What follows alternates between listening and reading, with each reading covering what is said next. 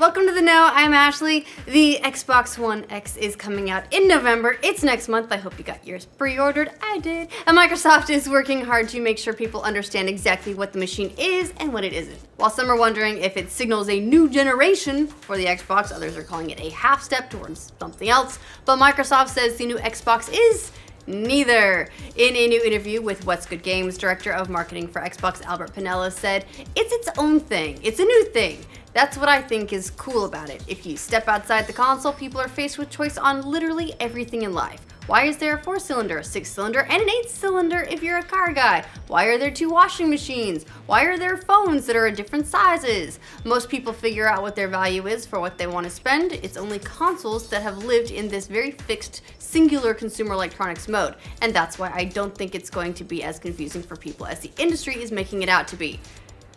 I mean, so far we got by fine with, there was the Xbox 360, then there was the Xbox 360 Elite, then there was the Xbox 360 Slim. Yeah, I think we can probably figure out an Xbox One X. After reports yesterday that Bluehole is in talk to bring PUBG to PlayStation, thanks to some comments made by Bluehole to Bloomberg, it looks like there are now new rumors today that Microsoft and Bluehole are potentially pursuing an extended exclusivity partnership for the Xbox One. This report comes from Bloomberg, writing that people familiar with the matter are saying that talks are happening now to lengthen the time that console players can only play Battlegrounds on Xbox One.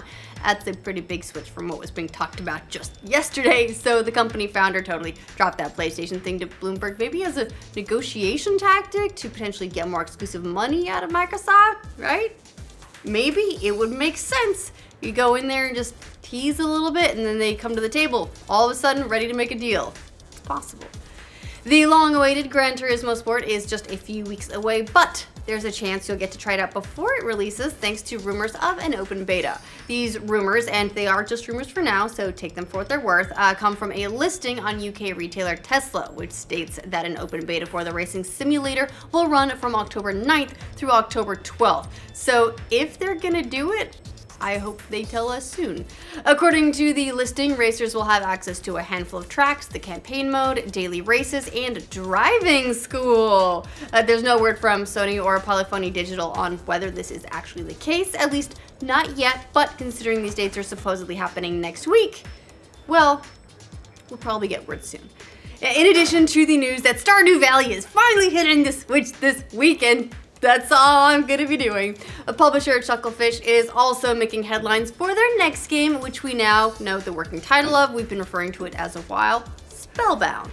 PC Gamer got some new details about the sort of Stardew Valley meets Harry Potter style RPG that will apparently feature combat like the old school 2D Zelda games. CEO Finn Bryce also told the outlet the world is fully built out and explorable with all of the lore fleshed out as well.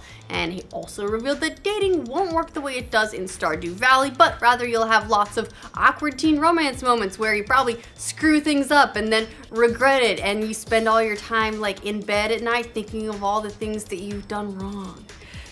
Great, so we're reliving high school all over again, but not the fun parts. Wait, were there fun parts? And thanks to some recent bad apples, everyone's touchy about microtransactions and loot boxes these days, and the internet reacted pretty swiftly to the news that WWE 2K18 would be getting some loot boxes of its own. Word dropped yesterday that loot boxes will be part of the upcoming wrestling game, creating quite a bit of backlash from gamers. However, 2K stepped in on the official WWE 2K18 Twitter account to clear things up and set the record straight. So, while loot boxes will be part of the game, microtransactions won't be. They wrote, "There are no paid microtransactions in WWE 2K18. The tweet then linked to a page on the WWE 2K18 website about how to unlock loot boxes with in-game currency only. So that's a step. It's progress after there was the whole thing with FIFA 18 having a bunch and people were really concerned about that. Hey, maybe it's a step in the right direction. Just work for your random life, like the old days. It looks like the Sonic the Hedgehog movie will now be made by Paramount. The Hollywood Reporter says that Paramount Pictures has acquired the rights to develop the movie about everyone's favorite fast hedgehog. Deadpool director Tim Miller will serve as executive producer, and his collaborator Jeff Fowler will direct the untitled movie. We don't know a whole lot about it yet. No solid release date's been set, nothing like that, but the movie will reportedly be a combination of live action and CGI animation like, like every other movie these days. And we've got multiplayer news about Star Wars Battlefront 2. No, not that one, the one that came out in 2005. After years of being offline, the older Battlefront 2's multiplayer has been restored, and it features crossplay on PC between Steam and GOG. GOG, depending on how you prefer to pronounce it. Up to 64 players can now play together via player-hosted servers in the updated version of the game.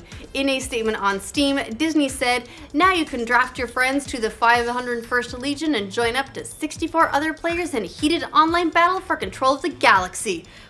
Honestly, pretty cool to see they're still supporting a 12-year-old game and that they've brought multiplayer back to it, especially with all the people who really love the classic Battlefronts. And as you might imagine, it's pretty cheap right now too. It's $10 on Steam. Meanwhile, the newest Battlefront 2, which is from EA and DICE, is releasing next month, and who knows how long that'll support multiplayer.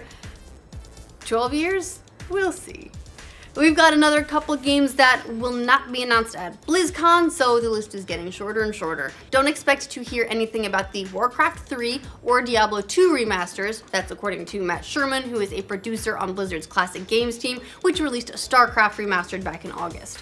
On the StarCraft forums, Sherman wrote that his team doesn't plan on making any major announcements at BlizzCon. He did tease us a little bit though, saying, "Beyond BlizzCon, we have quite a bit of content to tackle, and we look forward to working with you all." So that could be a reference to StarCraft Remastered patches, but who knows, he might also be referencing Diablo 2, Warcraft 3. Come on, just can we get any more standard Warcraft, please? Blizzard has said they'll look at remastering that one next after they're done with StarCraft, so fingers crossed. It looks like the Men in Black reboot is finally happening, but this is not the crossover with the 21 Jump Street franchise. Deadline reports it also won't involve Will Smith or Tommy Lee Jones reprising their roles. Instead, the movie will be a remake or a reboot of the 1997 original. Deadline says the rebooted Men in Black will focus on new characters chasing villains that put the picture on more of a global scale than the two previous films. Whatever that means. I mean, I thought that Aliens was a pretty global scale, but you know what? You do. It's set to release May 17th, 2019. Previously, it was expected that the next Men in Black would be that mashup with 21 Jump Street with Channing Tatum and Jonah Hill's characters, sporting black suits and erasing people's minds. Standard stuff, really. That idea is apparently still in development, according to Deadline, but the spin-off is moving quickly and will come first. Okay, now before we get into this next story, let me reassure you that yes, it is 100% real. We had to check, we double checked, we kind of triple checked. To help promote South Park, the Fractured But Whole, Ubisoft is holding a fart contest. That's right, one talented fan will get to be the official fart sound for the game. To participate, just visit iamthefart.com through October 16th, upload a video, a panel of judges will decide the winner who will get to record their flatulence for the game. And farting, believe it or not, figures pretty prominently into the game. No one's really surprised, but it is the protagonist's superpower and enables you to battle enemies and time travel. So those are some real good parts. The game releases October 17th, which is just a day after the deadline for the fart contest, so day one update. Anyway, look, here's your rectum's chance for immortality. If you don't take it, why are you even here? All right, that's the news we have for you for this roundup. Let us know what you think of all these stories in the comments down below. To make sure you get all the news from every corner of the internet every single weekday, like this video. If you're new to this channel, subscribe to the know. Was that a flawless read? No. No? I had one flub. One flub. That's not bad. Good. For multiplayer. 12 years? We'll see. We've got another couple games that will not be announced at BlizzCon, so the list is getting shorter and shorter. Don't expect to hear anything about the Warcraft